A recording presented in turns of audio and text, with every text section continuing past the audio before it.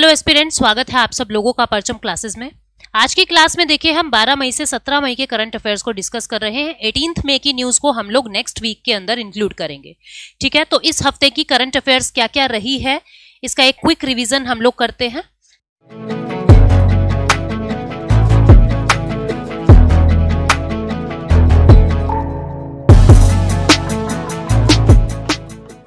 सबसे पहले important days की कैटेगरी की बात करते हैं।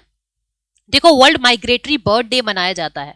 ये किसी फिक्स डे पे नहीं मनाया जाता, ये साल में 2 बार यानी ट्वाइस इन अ ईयर मनाया जाता है। Twice in a year. ठीक है, तो कब कब मनता है ये? एक तो मई के सेकंड सैटरडे को और अक्टूबर के सेकंड सैटरडे को। अब डेट चाहे कुछ भी पड़े, लेकिन ये दिन के हिसाब से मनता है। मई के सेकंड सैटरडे को, अक्टूबर के सेकंड सैटरडे को, क्योंकि जो माइग्रेटरी बर्ड्स होते हैं प्राइमरीली ऑटम और स्प्रिंग के अंदर ही माइग्रेट करते हैं और इनका खाना क्या है? इंसेक्ट्स को ये खाते हैं। तो इस बार की थीम भी यही है, प्रोटेक्ट इंसेक्ट प्रोटेक्ट बर्ड। तो इस बार ये जो डे है ये 11 मई को पड़ रहा है और 12 अक्टूबर को पड़ रहा है। ठीक है, ये सारी बातें यहाँ पे लिखी हुई है कि every year on second Saturday in May and second Saturday in October. 11 मई को और 12 अक्टूबर को पड़ रहा है। प्राइमरीली स्प्रिंग और ऑटम में ये माइग्रेट करते हैं। प्रोटेक्ट इंसेक्ट प्रोटेक्ट बर्ड्स इनकी थीम है एंड माइग्रेटरी बर्ड्स जो है वो इंसेक्ट्स पर रिलाई करते हैं। ठीक है, और जो उनके खाने का सोर्स बनते हैं। अभी जो नेक्स्ट है इंटरनेशनल नर्सेज डे। 12 मई को इंटरनेशनल नर्सेज डे सेलिब्रेट किया गया। ये बर्थ एनिवर्सरी है फ्लोरेंस नाइटिंगेल की। ठीक है, ये कौन है? ये एक क्रीमियन वॉर के दौरान एक नर्स रही हैं जिन्होंने बहुत सारे वुंडेड लोगों को ठीक किया है। ठीक है, इनको लेडी विद द लैम्प के रूप में भी इनको नवाजा जाता है, लेडी विद द लैम्प के रूप में भी इनको जाना जाता है। इस बार की थीम थी our nurses our future the economic power of care. ठीक है, तो इस बार की थीम थी इंटरनेशनल नर्सेज डे 12 मई, 11 मई और 12 अक्टूबर इस साल। ठीक है, सेकेंड सैटरडे वैसे तो डेज के हिसाब से है माइग्रेटरी डे, तो याद रखना। तो ये इनका जन्म जो हुआ था वो 12 मई 1820 को फ्लोरेंस इटली के अंदर हुआ था। ठीक है, तो इसलिए ये डे 12 मई को ही सेलिब्रेट करते हैं। फिर उसके बाद है international day of plant health. ये भी 12 मई को सेलिब्रेट किया जाता है। प्लांट की हेल्थ को प्रोटेक्ट करना, पॉवर्टी को रिड्यूस करना, ठीक है, हंगर को खत्म करना, बायोडाइवर्सिटी एनवायरनमेंट को सस्टेन रखना, ये सारे इसके उद्देश्य हैं। और इस बार की थीम है plant health safe trade digital technology. उसके बाद नेक्स्ट डे पे चलते हैं, इंटरनेशनल मदर्स डे।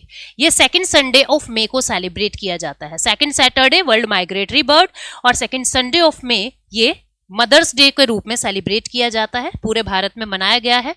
उसके बाद मिनिस्ट्री ऑफ डिपार्टमेंट का क्या न्यूज है देखते हैं। देखो, मैजेगॉन डॉक शिप बिल्डर्स जो है इन्होंने अपना 250th फाउंडेशन डे सेलिब्रेट किया है। ये शिप्स बनाते हैं, वॉर शिप्स बनाते हैं मेनली।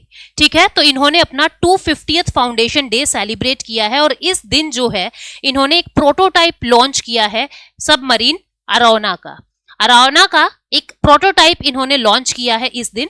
ठीक है, और ये 14 मई 2024 को इन्होंने ये डे जो है वो सेलिब्रेट किया है।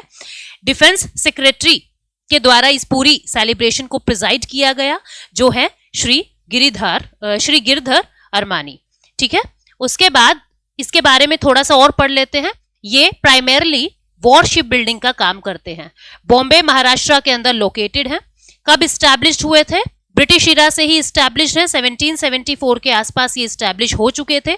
1960 में इनका नेशनलाइजेशन किया गया था। आज ये मिनिस्ट्री ऑफ डिफेंस के अंदर एक पब्लिक सेक्टर अंडरटेकिंग है। सीएमडी है इसके संजीव सिंघल।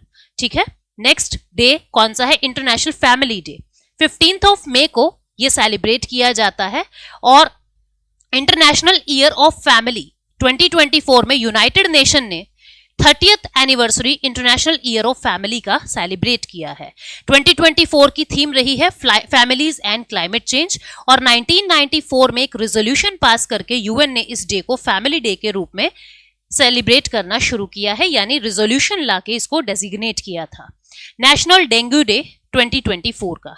आपको पता है डेंगू मॉस्किटो के कारण होता है, यानी वायरल मॉस्किटो के कारण होता है। ठीक है, और लगभग ट्रॉपिकल और सब ट्रॉपिकल लगभग 100 कंट्रीज के अंदर जो है ये काफी भयंकर माना जाता है। 16 मई को नेशनल डेंगू डे के रूप में सेलिब्रेट करते हैं। जो 2024 की थीम है dengue prevention our responsibility for a safer tomorrow. ठीक है, नेक्स्ट न्यूज क्या कहती है, नेक्स्ट डे कौन सा है उसको देखते हैं। ये डेंगू के बारे में सारा बताया हुआ है कि किस तरीके से जो एडीज इजिप्टी मॉस्किटो है वो इन्फेक्ट कर देती है डेंगू के पैरासाइट को। ठीक है, मतलब डेंगू के पैरासाइट को मनुष्य में डाल देती है। किसके कारण होता है, डेंगू वायरस के कारण होता है।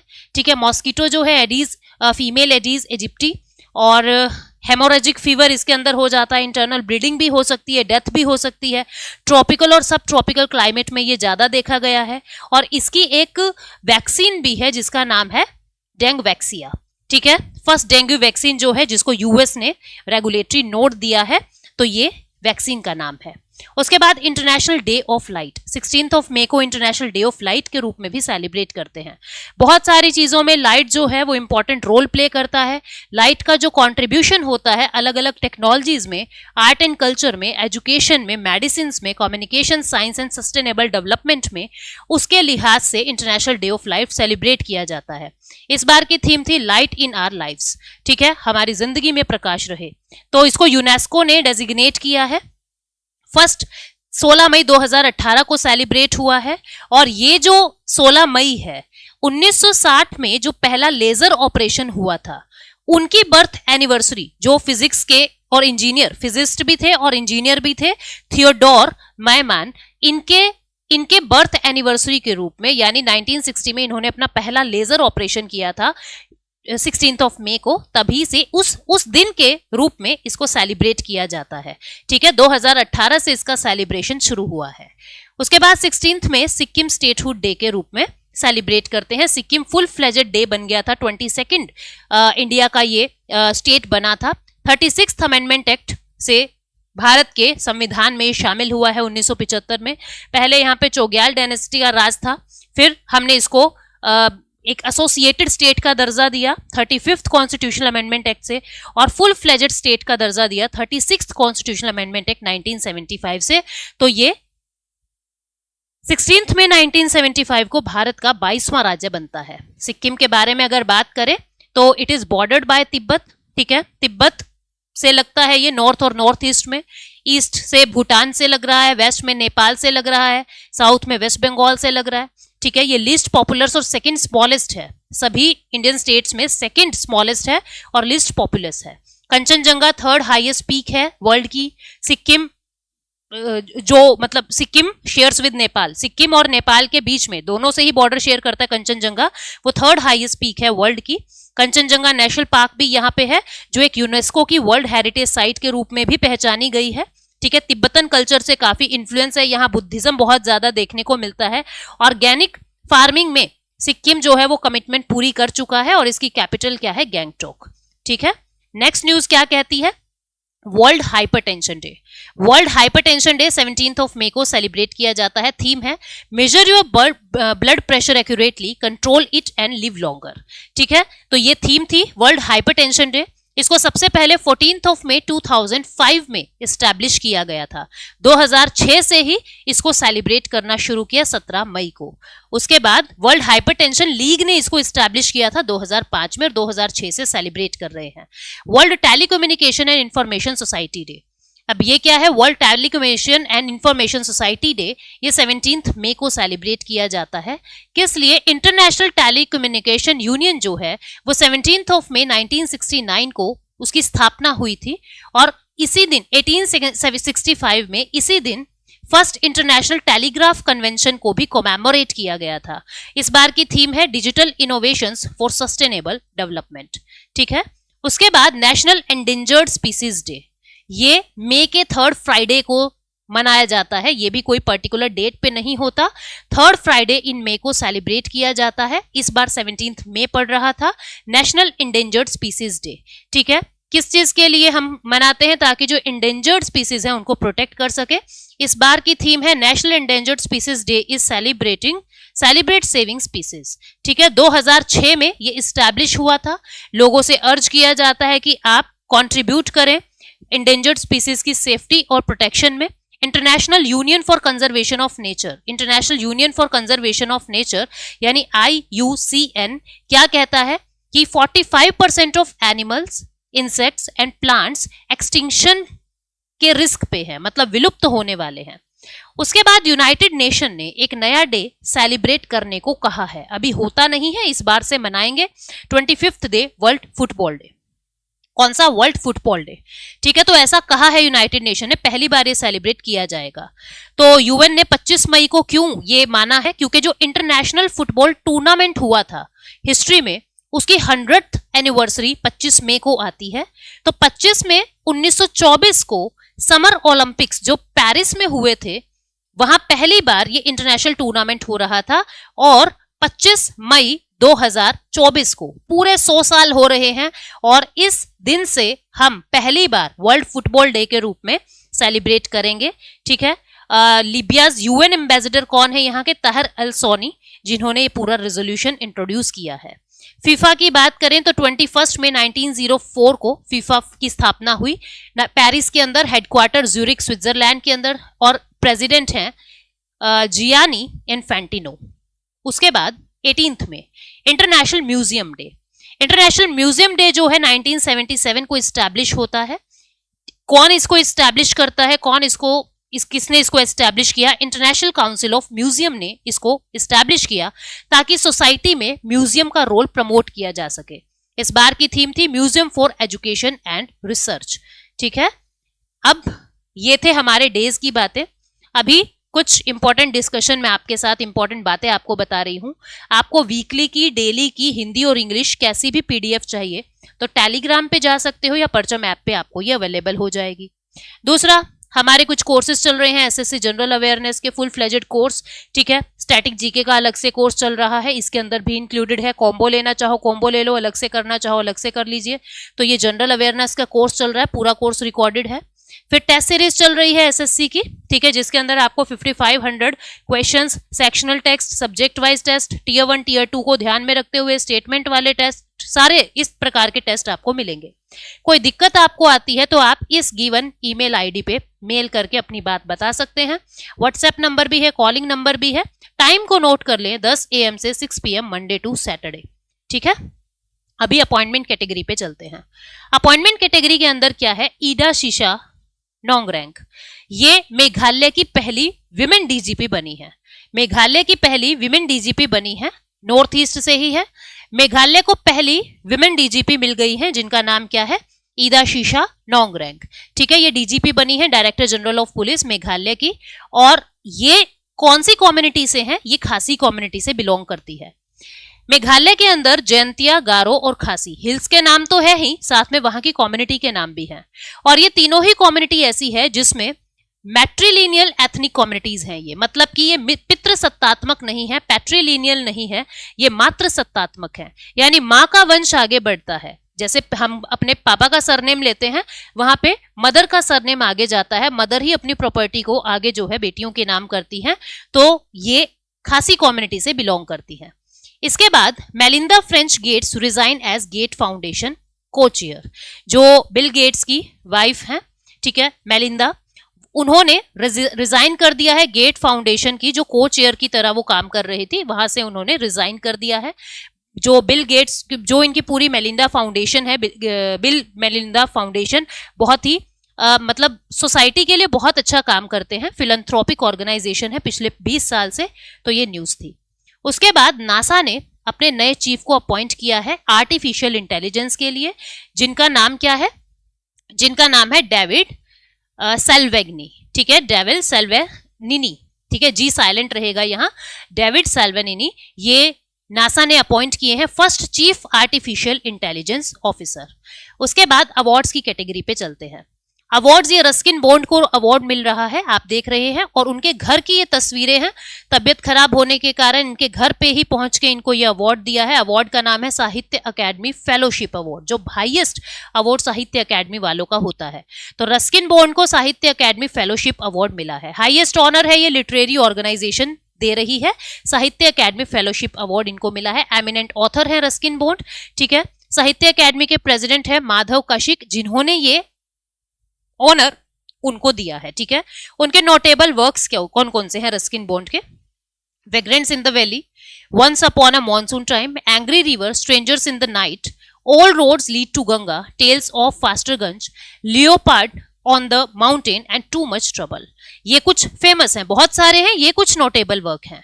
1978 में हिंदी फिल्म जुनून जो है वो भी रस्किन बॉन्ड्स की हिस्टोरिकल नॉवेल है, a flight of pigeon, Indian rebellion of 1857, इसके ऊपर ही है।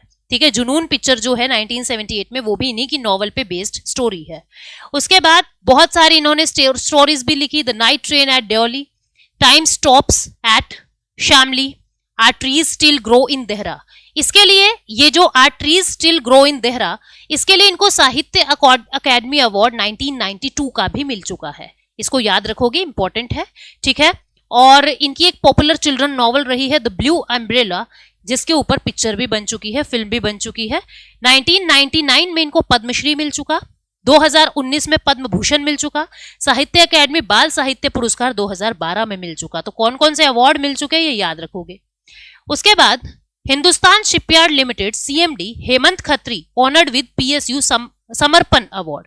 तो हेमंत खत्री जी को, जो सीएमडी है हिंदुस्तान शिपयार्ड लिमिटेड के, उनको समर्पण अवार्ड मिला है। छोटी सी न्यूज है, आपको इसमें ज्यादा घुसना नहीं है, बस आप इतनी चीजें याद रखें। अब कुछ सैड डिमाइसेस की बात करते हैं, किस किस का देहांत हुआ है।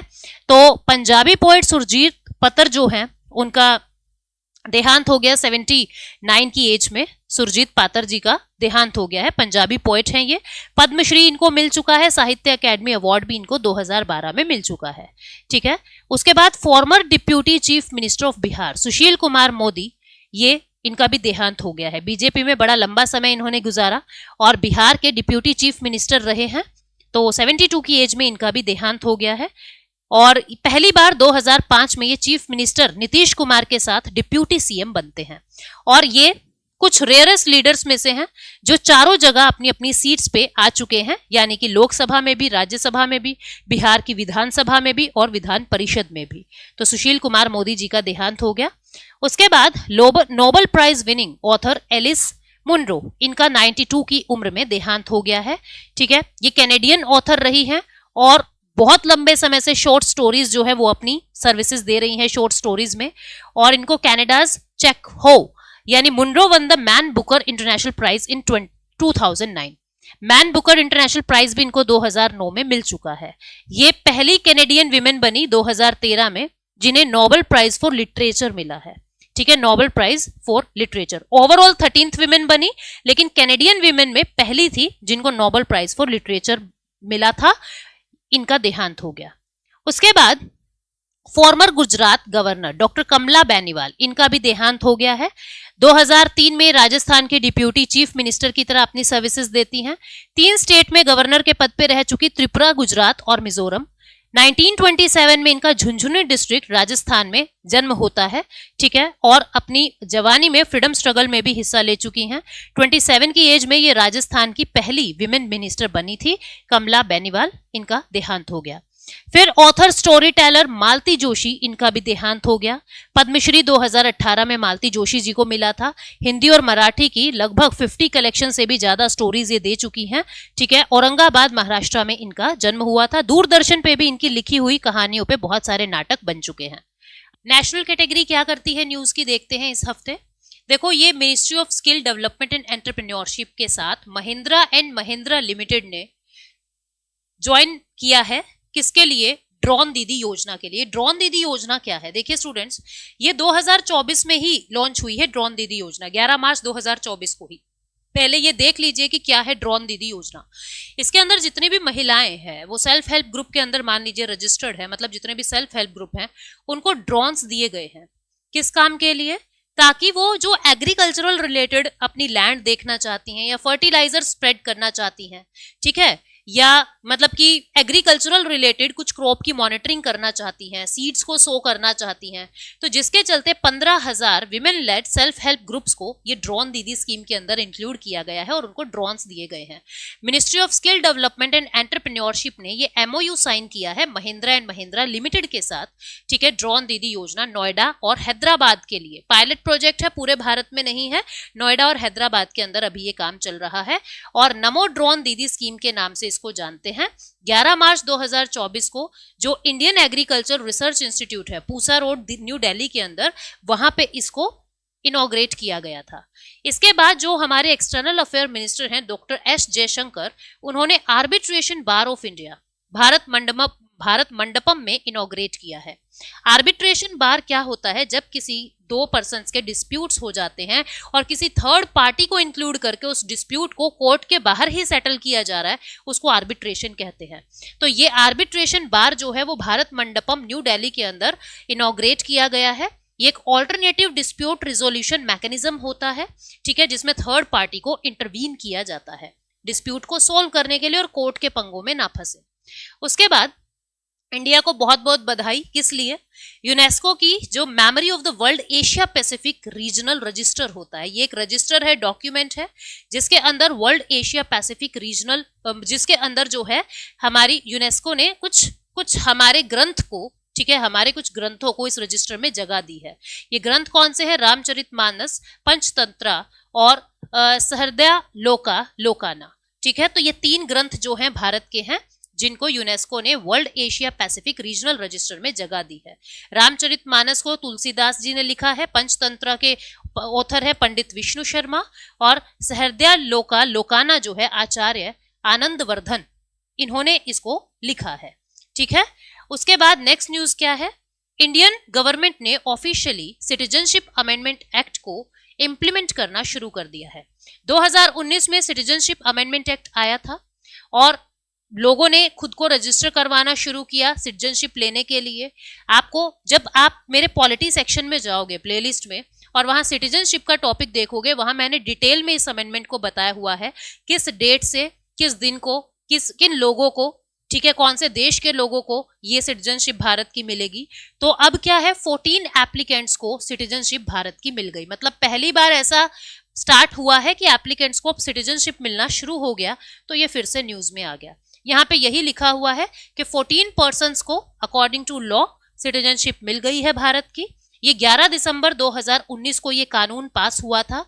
सिटीजनशिप एक्ट 1955 में अमेंडमेंट किया गया था 2019 में, जिसके अंदर पाकिस्तान के, अफगानिस्तान के और बांग्लादेश के 6 धर्मों के लोग, हिंदू, सिख, बुद्धिस्ट, जैन, पारसी और क्रिश्चियन, इनको, मुस्लिम इंक्लूड नहीं है, इन लोगों को अगर भारत की सिटीजनशिप चाहिए, पर्टिकुलर डेट थी 31 दिसंबर 2014 से पहले जो भारत में आए हैं उनको सिटीजनशिप के लिए ये कानून लेके आए थे।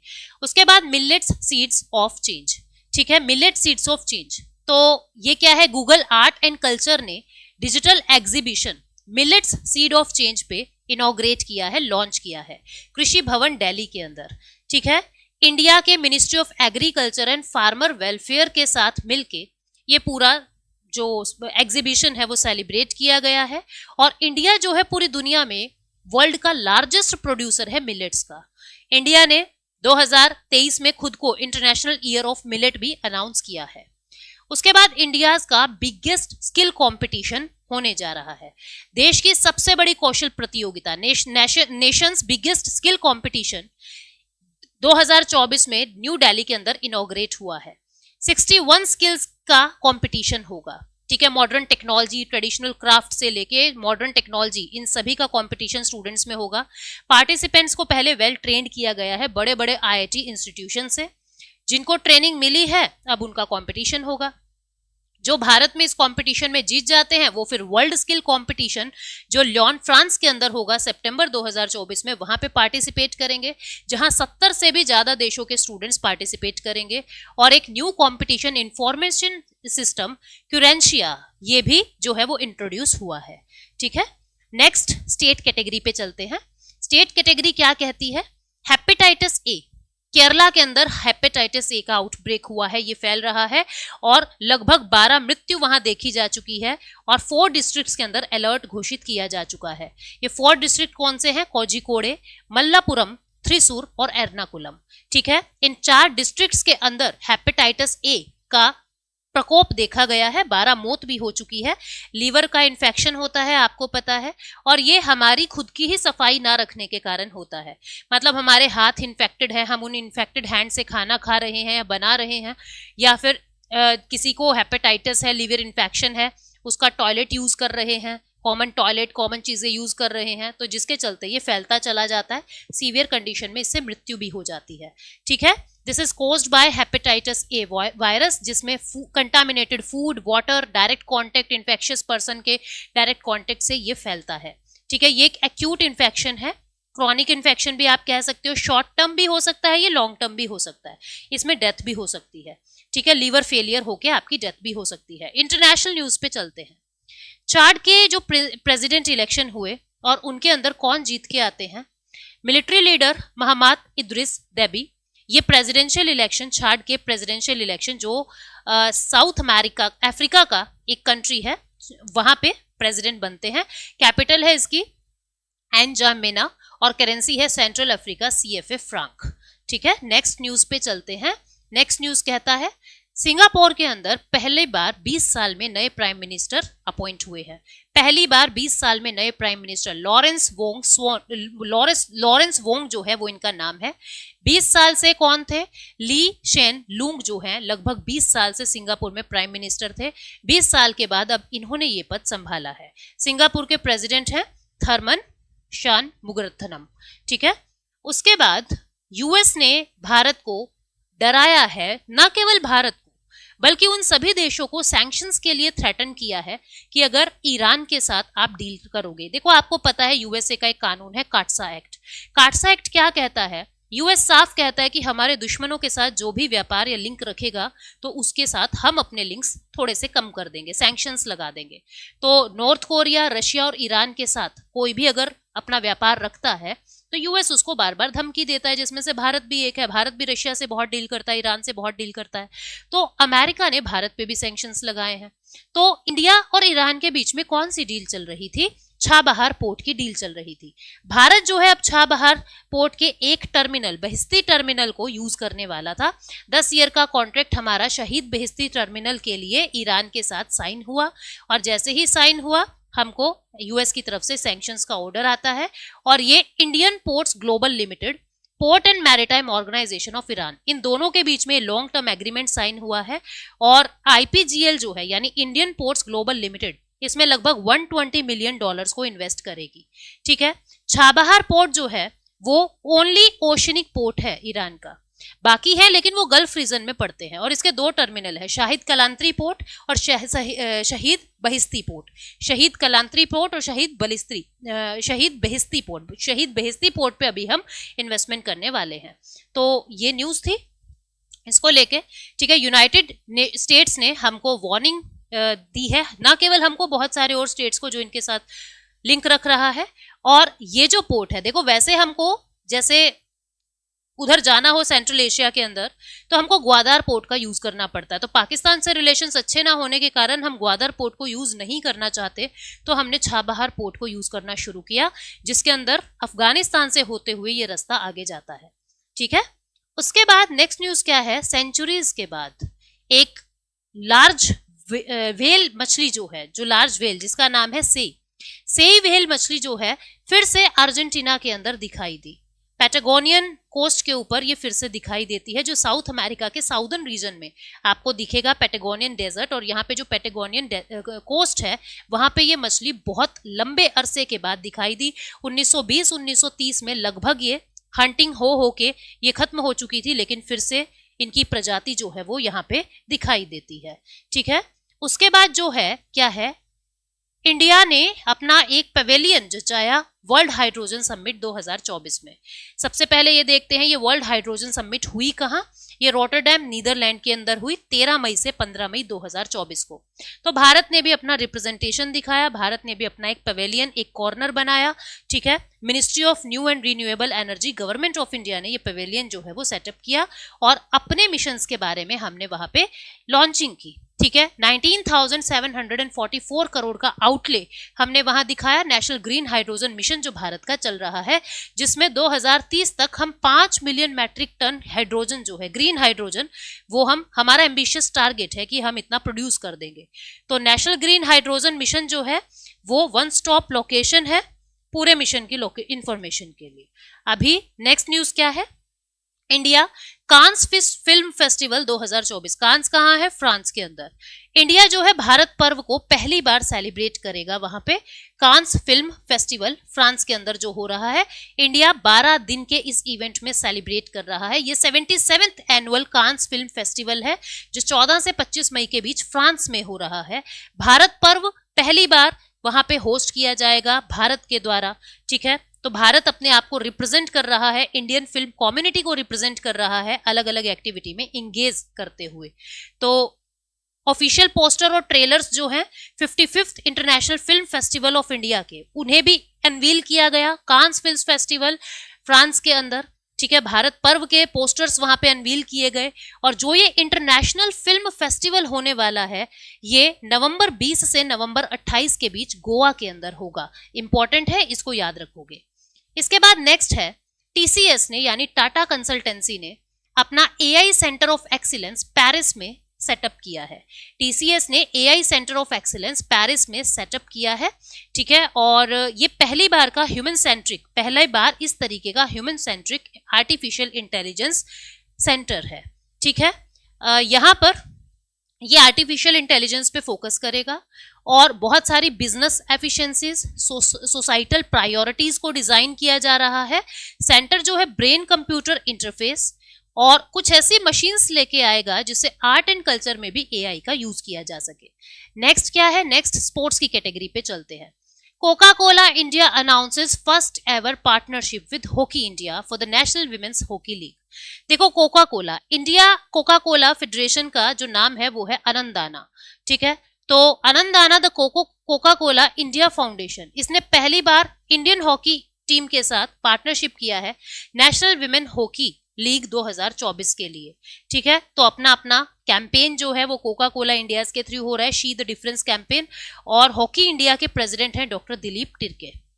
उसके बाद नेक्स्ट न्यूज है नेपाल की माउंटेनियर कामी रीता शेरपा जो है 29th बार माउंट एवरेस्ट पे चढ़ गई है। तो बड़ा खिताब इसको कहेंगे, 29th बार माउंट एवरेस्ट पे चढ़ गई हैं कामी रीता शेरपा, नेपाल की। इंडिया की जिम्नास्ट सृष्टि खंडागले ने एशियाई चैंपियनशिप में रजत पदक जीता, यानी कि इन्होंने सिल्वर मेडल जो है इंडिया जिम्नास्ट सृष्टि खंडागले। वैसे तो ये इंपॉर्टेंट नहीं है लेकिन ये पहली बार ऐसा हो रहा है, फर्स्ट एवर इंडियन ने एशियन ट्रैम्पोलिन जिम्नास्टिक चैंपियनशिप के अंदर ये अवार्ड जीता है, सिल्वर मेडल ये लेके आई है, जिम्नास्ट है ये, ठीक है। उसके बाद नेक्स्ट न्यूज है केएम दीक्षा ने 1500 मीटर 4 मिनट 4.78 सेकंड के अंदर पूरा कर दिया है। मध्य प्रदेश से है केएम दीक्षा। पहले जो रिकॉर्ड था वो हरमिलन बेंस के नाम था, जो 4 मिनट 5.39 सेकंड्स में 1500 मीटर की दौड़ पूरी करती हैं। इन्होंने इस रिकॉर्ड को इतने टाइम में पूरा कर दिया है। नेक्स्ट है पैरा पावर लिफ्टिंग, मतलब जो अपंग लोग होते हैं, विकलांग होते हैं, मैं कहूँ दिव्यांग होते हैं, उनके लिए होते हैं पैरालंपिक्स। तो para power lifting world cup 2024 में सकीना खातून ये 2 ब्रॉन्ज मेडल जो है थाईलैंड से लेके आई है, ठीक है। सकीना खातून ये 67 केजी कैटेगरी के अंदर एक और इंडियन है कस्तूरी राजमानी, इन्होंने ब्रॉन्ज मेडल जीता है। मेंस ने 65 केजी कैटेगरी के अंदर इंडिया के अशोक मलिक ने गोल्ड मेडल जीता है, ठीक है। और 49 केजी कैटेगरी के अंदर परमजीत सिंह ने भी सिल्वर मेडल जीता है। ये सब पैरा लिफ्टर है। उसके बाद नेक्स्ट जो है दोहा डायमंड लीग में नीरज चोपड़ा जी, नीरज चोपड़ा सब जानते हैं, दोहा डायमंड लीग के अंदर यानी डीडीएल के अंदर second with best attempt of 88.36 meter, इतनी दूरी पे इन्होंने जैवलिन फेंका। देखो जी, चोपड़ा साहब ने 88.36 मीटर की दूरी पे जैवलिन जो है वो फेंका, जस्ट 2 सेंटीमीटर शॉर्ट, मतलब कि जो टॉपर रहे हैं जाकूब उनसे केवल 2 सेंटीमीटर कम दूरी पे ये फेंका, उन्होंने 88.38 मीटर पे फेंका और ये सेकंड रहे यहाँ पे। फिर मनिका बत्रा, ये पहली इंडियन विमेन बन गई है टॉप 25 वर्ल्ड रैंकिंग में आने वाली, ठीक है। अभी 24 पे थी, अब ये मतलब 24 पे है, टॉप 25 में आने वाली ये पहली खिलाड़ी बन गई है, ठीक है। उसके बाद तमिलनाडु के पी श्याम निखिल भारत के 85th चेस ग्रैंड मास्टर बन चुके हैं। 84th ग्रैंड मास्टर कौन बनी? इंडिया की आर वैशाली, ठीक है। और 3 female Indian grand master, 3 female Indian grand master कौन रही? कोनेरू हम्पी, ठीक है, द्रोणावली हरिका और R Vaishali 84th Indian grand master रही है। और विश्वनाथन आनंद जो है इंडिया के पहले ग्रैंड मास्टर थे 1988 के। अब 85th बन गए हैं पी श्याम निखिल, जो तमिलनाडु से बिलोंग करते हैं। उसके बाद जो है Japan wins its maiden Sultan Azlan Shah hockey trophy. तो जापान ने पहली बार Sultan Azlan Shah hockey trophy को जीता है। छोटी सी न्यूज है, इसको याद रखेंगे, ठीक है। ये फाइनल्स के अंदर पाकिस्तान को हरा के ये ट्रॉफी इन्होंने जीती है। मलेशिया के अंदर जो अजलान शाह स्टेडियम है, आईपो मलेशिया, 2024 के अंदर ये मैच था, तो वहां पे इन्होंने जापान की टीम ने ये जीता है, ठीक है। हॉकी का इंटरनेशनल गेम था वहां पे।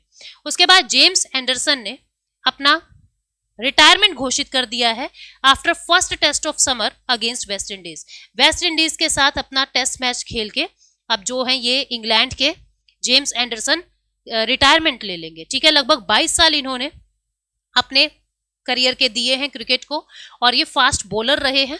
700 विकेट ले चुके हैं टेस्ट क्रिकेट के अंदर, और 800 विकेट लेने वाले हैं मुरलीधरन, और 708 लेने वाले हैं शेन वार्ने, और तीसरे नंबर पे हैं 700 विकेट लेने वाले एंडरसन। उसके बाद मैग्नस कार्लसन ने 2024 का Superbet rabbit and blitz Poland जीता है, ठीक है। इनको याद रखोगे, मैग्नस कार्लसन को। उसके बाद पृथ्वी शेखर ने स्लोवेनिया डेफ टेनिस का टाइटल जीता है।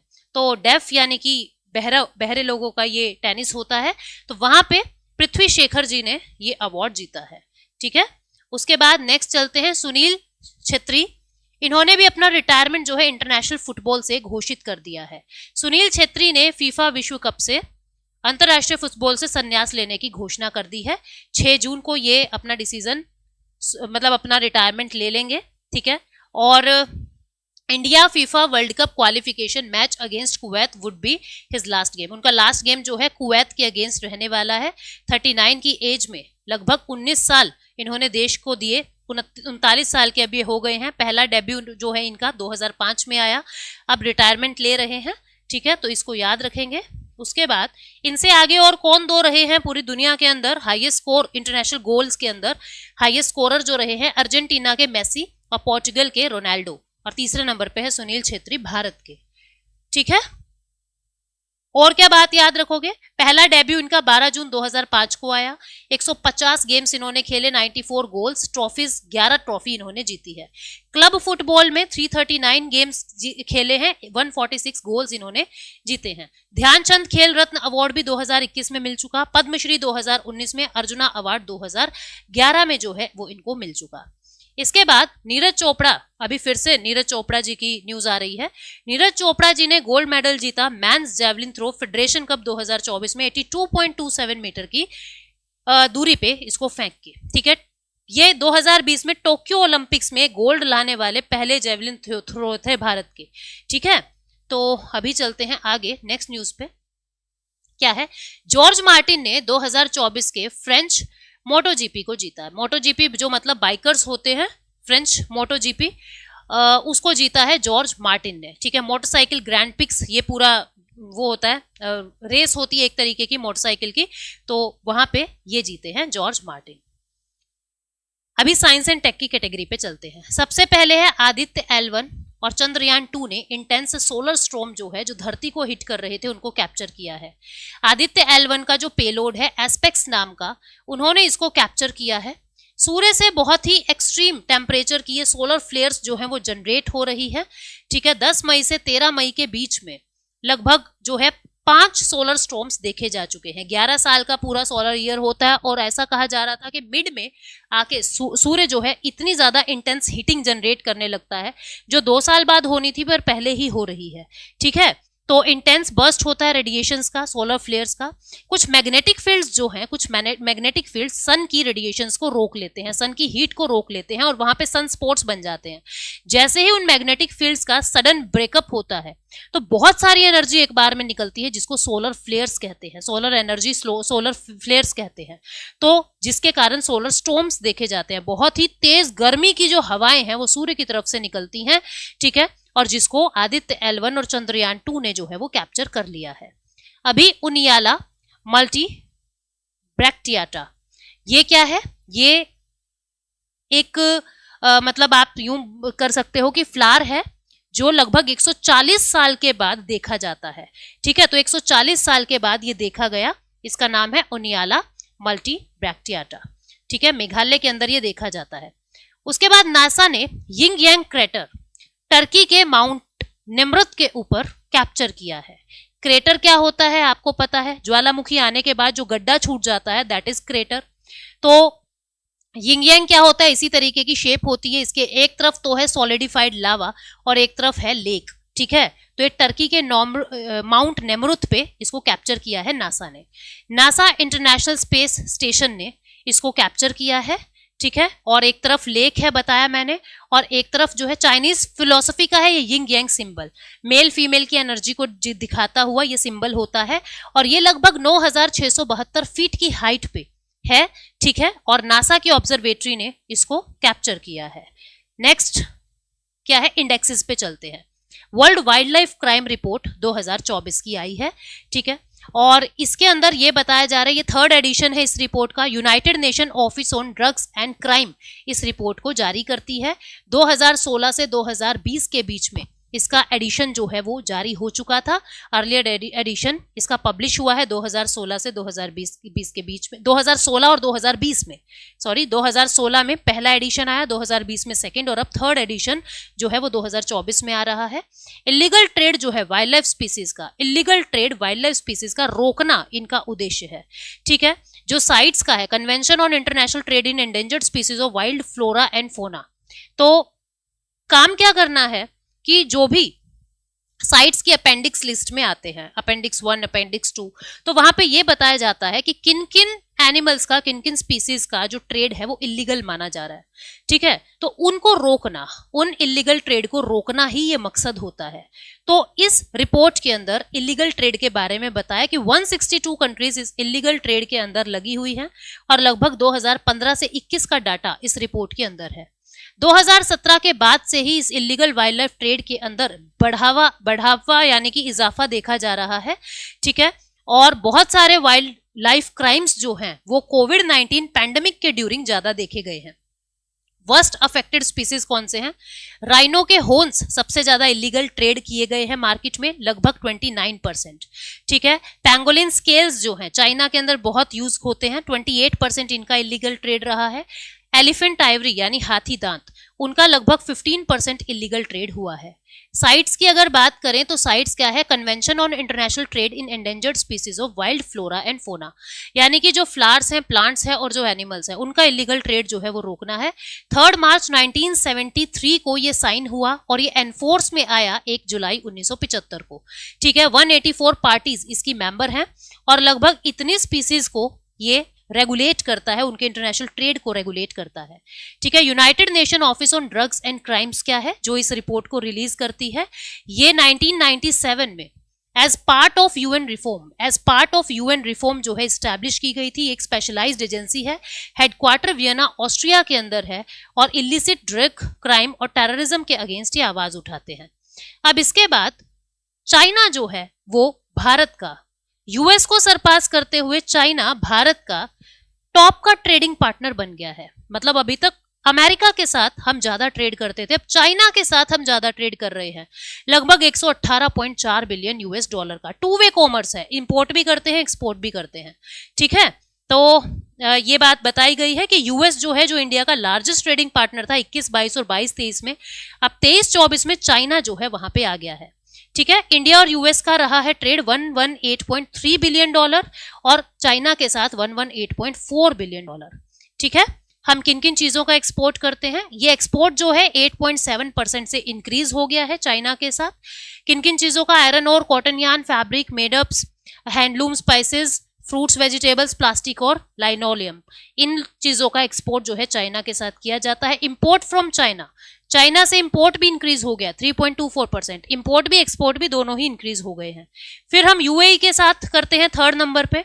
ठीक है, 3rd number largest trading partner हमारे यूएई है, पहले चाइना, दूसरे यूएस, तीसरे यूएई, चौथे नंबर पे रशिया, 5वें पे सऊदी अरब और 6ठे पे सिंगापुर। कितने कितने बिलियन डॉलर का, ये याद रखने की जरूरत नहीं है। उसके बाद आईआईएम अहमदाबाद ने India's educational institution of centre for World University ranking में टॉप किया है। पूरी दुनिया के अंदर तो काफी पीछे है, लेकिन इंडिया में आईआईएम अहमदाबाद टॉप पे है। ठीक है, according to report issued by, किसने ये रिपोर्ट इशू की? Center for World University Ranking ने ये रिपोर्ट इशू की कि आईआईएम अहमदाबाद भारत में टॉप पे है। ठीक है, तो कौन कौन कितने 64 इंडियन यूनिवर्सिटी का आंकड़ा जो है वो लिया गया था, जिसमें आईआईएम अहमदाबाद जो है भारत में पहले नंबर पे, दुनिया में 410 नंबर पे। फिर आईआईएससी 501 नंबर पे है दुनिया के अंदर, अपने यहाँ सेकंड है। फिर आईआईटी बॉम्बे अपने यहाँ थर्ड है, दुनिया में 568 रैंक पे है। हार्वर्ड यूनिवर्सिटी ने पिछले 13 साल से लगातार टॉप किया है। भारत के टॉप 5 कौन कौन है? Indian Institute of Management Ahmedabad, IISc, ठीक है, Indian Institute of Technology Bombay, IIT Madras और Tata Institute of Fundamental Research जो हैदराबाद में है। पूरे वर्ल्ड में क्या रैंकिंग है, ये आप रैंकिंग देख रहे हो। टॉप 3 याद रख लेना, बहुत है। उसके बाद दीपिका पादुकोण जो है वो ओनली इंडियन स्टार बन गई हैं डेडलाइंस ग्लोबल डिसरप्टर लिस्ट में आने वाली। ठीक है, ये मतलब एक अलग से लिस्ट होती है और इसके अंदर मतलब आप यूं लगा लो मैगजीन की तरीके से है, एक लिस्ट है। इसके अंदर जो अपने फील्ड में कुछ अलग ही काम कर रहे हैं, कुछ स्पेशल काम कर रहे हैं, उनको इंक्लूड किया जाता है। दीपिका पादुकोण जो है वो भारत की पहली ऐसी एक्ट्रेस बन गई है। ठीक है, ये हॉलीवुड मैगजीन जो है ये एक लिस्ट बनाती है ग्लोबल डिसरप्टर 2024 की। इस लिस्ट के अंदर दीपिका पादुकोण जो है वो आ चुकी है। कैसे, किस तरीके से? As India surprise superstar. ठीक है, जिन्होंने टैबूज और बाउंड्रीज को ब्रेक करके कुछ अलग ही खिताब जो है वो बनाया है। डिफेंस कैटेगरी पे चलते हैं। इंडिया और फ्रांस का 7th एडिशन एक्सरसाइज का हो रहा है शक्ति नाम का, 13 मई से 26 मई। साल में 2 साल में एक बार होता है, ये बाइनियल है, 2 साल में एक बार होता है। पिछली बार फ्रांस में हुआ था, अब इंडिया में हो रहा है। इंडिया में कहाँ? मेघालय के अंदर हो रहा है। ठीक है, इंडिया नेवी और इंडिया एयरफोर्स जो है वो इसमें पार्टिसिपेट करती है। इंडिया की तरफ से राजपूत रेजिमेंट बटालियन जो है उसके 90 पर्सनल हैं और फ्रांस की तरफ से कौन है? फॉरेन लीजन हाफ ब्रिगेड जो है फ्रांस की तरफ से, उनके भी 90 पर्सनल यहाँ पे हैं। तो भारत की तरफ से राजपूत रेजिमेंट और उनकी तरफ से कौन है वो हमने देखा। तो इस तरीके से ये शक्ति एक्सरसाइज चल रही है। इंडियन एयरफोर्स ने भीष्म पोर्टेबल हॉस्पिटल को आगरा के अंदर एयर ड्रॉप करके देखा है।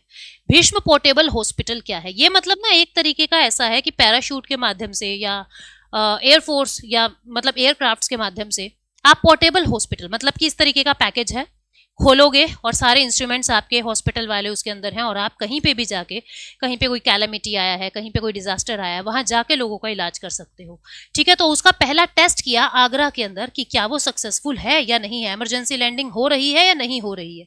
ठीक है, उसके बाद Indian Army distributes 4 generators to villagers in North Sikkim under Sadbhavana scheme. ये सद्भावना स्कीम क्या है इसको देखते हैं। देखो, under operation Sadbhavana Indian Army की जो त्रिशक्ति कॉर्प्स है उन्होंने नॉर्थ सिक्किम के रिमोट कम्युनिटीज को, नागा और रंगरंग विलेज के अंदर जो है वो समुदाय का मतलब समर्थन किया है उनका। ठीक है, सिक्किम के दूर दराज के समुदाय के लिए भारतीय सेना का समर्थन जो है यहाँ पे देखा गया है। यहाँ पे ग्लेशियर लेक आउटबर्स्ट फ्लड आया था, यानी जिसको ग्लोफ कहते हैं, ग्लेशियर लेक आउटबर्स्ट फ्लड आया था, तो उन लोगों की मदद की है हमारी इंडिया की आर्मी त्रिशक्ति कोर्प्स ने। ठीक है, नाम क्या दिया है? ऑपरेशन सद्भावना। उसके बाद वर्ल्ड का highest tank repair unit LAC line of actual control में इंडियन आर्मी ने सेटअप कर दिया है।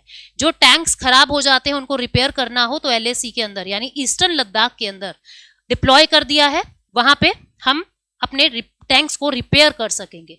ठीक है, ये 14,500 फीट की हाइट पे है। पाकिस्तान ने सक्सेसफुली टेस्ट किया है इंडिजिनसली डेवलप, मतलब पाकिस्तान में ही बना है, फतेह 2 guided multi launch rocket system. इसको टेस्ट किया है फतेह 2 को, जिसकी रेंज है 400 किलोमीटर की। पाकिस्तान ने इसको सक्सेसफुली टेस्ट कर लिया है। अब इकोनॉमी पे चलते हैं। SBI जो है वो फर्स्ट बैंक बन गया है ट्रेडिंग और क्लियरिंग मेंबर ऑफ IIBX। ये IIBX क्या है? इंडिया इंटरनेशनल बुलियन एक्सचेंज, जो गिफ्ट सिटी गुजरात में है। SBI भारत का बैंक, पहला बैंक बन गया है जिसको ये ऑथराइजेशन मिल गया है कि आप अपने आप को बुलियन एक्सचेंज के अंदर, जो गिफ्ट सिटी गुजरात है, वहां पे इंक्लूड कर सकते हो और इंटरनेशनल लेवल पर क्लियरिंग ट्रेडिंग ये काम कर सकते हो। SBI के चेयरमैन है दिनेश कुमार खरा। ठीक है, उसके बाद अभी रिवीजन क्वेश्चंस पे चलते हैं। सबसे पहला क्वेश्चन है कि नेशनल एंडेंजर्ड स्पीसीज डे जो है वो उसके बारे में है। Every year national endangered species day is observed on 17th में। थीम क्या थी इस बार की? Celebrate saving species. तो थीम तो ठीक है बट ये डे इनकरेक्ट है। आपको बताना है क्यों इनकरेक्ट है कमेंट सेक्शन में। उसके बाद who won the gold medal in men's javelin throw at federation cup? किसने? नीरज चोपड़ा ने जीता है 88.27 मीटर को फेंक के, जेवलिन फेंक के। Who has been appointed as the first women director general of police of Meghalaya?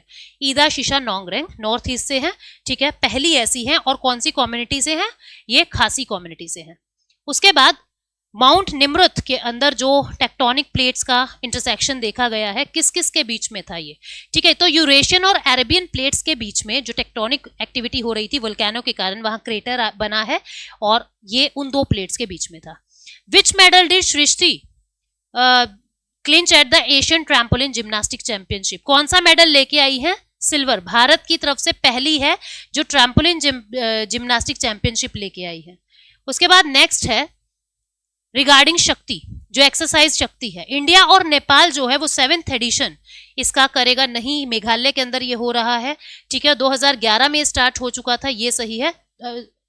एक मिनट, क्वेश्चन को फिर से पढ़ते हैं। एक्सरसाइज शक्ति के बारे में, इंडिया और फ्रांस के बीच में ये चल रहा है एक्सरसाइज शक्ति, ठीक है। इंडिया और नेपाल जो है 7th edition of the joint military exercise Shakti जो है वो कंडक्ट करेगा। ये बात बिल्कुल सही है।